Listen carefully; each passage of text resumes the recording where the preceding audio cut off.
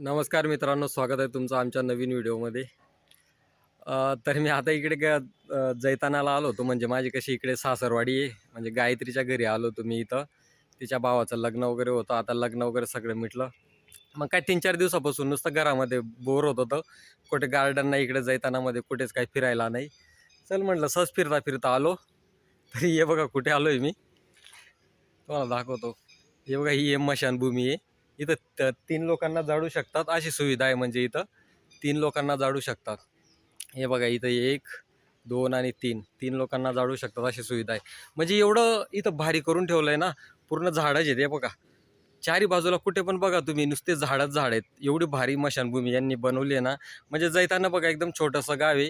निजामपूर आणि जैताना जास्त काही लांब नाही, एकदम म्हणजे 2 मिनिटाच्या अंतरावरती दोन्ही. तरी ग्रामपंचायत वेगवेगळे आहेत त्यांचे, पण ते पहिल्यापासूनच निजामपूर जैताना असं नाव पडलेलं आहे. आता मी तर स्मशानभूमीमध्ये चला म्हटलं कुठेतरी फिरूया म्हटलं, आणि एकटा झालो आहे मित्रांनो, कोण सोबत नाही आहे. एकटा झालो आहे सहज फिरता फिरता. कारण की पूर्ण घरामध्ये 3-4 दिवसापासून बोर होत होतो. चला म्हटलं जाऊया, म्हटलं 1-2 भूतांना भेटूया, म्हटलं भूत काय म्हणतात, कसे आहेत काय नाही, तब्येत पाणी विचारूया. चला, त्यात झालं आपली मजाकची गोष्ट झाली ती. माझी पण 2-3 दिवसापासून काय तब्येत वगैरे बरी नव्हती. तर तेच आपल्या डॉक्टरकडे वगैरे जाऊन वगैरे आलो असेल. म्हणजे तुम्हाला आता आवाज ऐकायला येतच असेल, तसा माझा सर्दीचा आवाज आहे असा. फक्त इकडे मला चांगलं वाटलं, म्हणजे यांनी सुविधा वगैरे भरपूर चांगल्या पद्धतीने केल्या आहेत. ज्यांचे ते टक्कल वगैरे करतात ती जागा आहे. पाण्याची वगैरे व्यवस्था इकडे बघा या साईडला केली. हा, हे बघा इथं पाण्याची व्यवस्था केली आहे. म्हणजे इथं आता संध्याकाळचे म्हणजे 6:30 झालेत.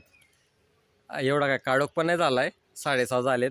काही नाही, काळोख पण झाला असता तरी आलोच असतो मी, तसं काही नाही. भारी आहे, म्हणजे भारी बनवलं आहे भाऊ. चांगलं वाटलं इकडे येऊन. म्हणजे चांगलं नाही बाबा, हे म्हणजे एकदम दुःखाचा जो दिवस असतो प्रत्येकाचा इकडे येण्याचा म्हणजे.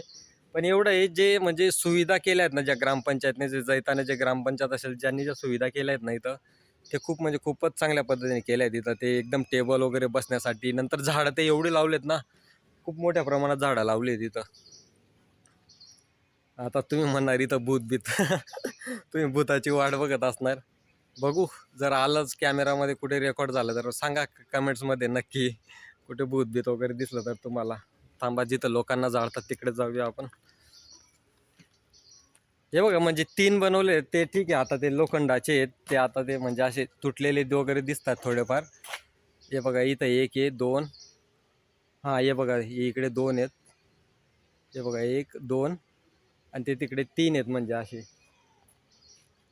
चांगलं छोटंसं गाव आहे. पण म्हणजे, आणि इकडेच बाजूला नदी आहे. तिकडे बघणार ना तुम्ही, तिकडे बाजूला नदी आहे. मस्त भारी भारी जामची आपले पेरूची झाडं लावली आहेत, काय आंब्याची आहेत. बरेच झाडं आहेत तिथं. बसण्यासाठी चांगली व्यवस्था केलेली आहे. आता मी त्याच रस्त्यावरती आहे, म्हणजे जिकडे माणसांना घेऊन जातात ना, त्याच रस्त्यावरती आहे मी इथं. मग कुठे जाणार फिरायला, कुठे जागाच नाही आहे. चला म्हटलं इकडे जाऊया, म्हटलं इकडे मस्त झाडं बिडं वाटले ते एकदम भारी निसर्गरम्य वातावरण वाटलं. चला म्हटलं जाऊया मशानभूमीमध्ये. आता मशानभूमीमध्ये काय फिरण्याची जागा नाही आहे इथं. म्हणजे माणसं वगैरे जाळतात इथं. गेलेला माणूस परत येत नाही. 100 माणसं जर आली तिकडं तर 99 लोक घरी जातात. तुम्हाला जाऊ द्या. काय नाही, आता भूत बीत काय नाही रे बाबा इकडे. नाही तर तुम्ही म्हणणार का भूत वगैरे बघायला गेला. भूत वगैरे बघायलाच येतो मी, पण भूतचं माझी काही भेटच होत नाही. मी रात्रीच्या टायमाला पण मशानभूमीमध्ये जातो, तेव्हा पण काही भूताची माझी काही म्हणजे भेटच होत नाही. म्हणजे 1-2 वेळा वाटलं होतं, जेव्हा मी ते धुळे जिल्ह्यातील त्या गावामध्ये गेलो होतो, तेव्हा असं वाटलं होतं मला, चल आपल्या पाठी कोणतरी आहे, कोणतरी पडत गेले, या गोष्टी म्हणजे वाटत होत्या. पण नंतर मी मनातनं काढून टाकतो, जाऊ दे, तसं काही नसतं. कारण की आपण उगीच अंधश्रद्धेला म्हणजे आपण त्या गोष्टी पाळत नाही तर कशाला उगीच. मग इकडे आलो होतो, या स्मशानभूमीमध्ये चांगलं वाटलं म्हणून आलो होतो मी इकडे मी. पण जाऊ द्या, इकडे पण काही भूत बीत दिसत नाही. म्हणजे कसं बोला चालायला कोण राहिलं तर कसं बरं वाटतं ना.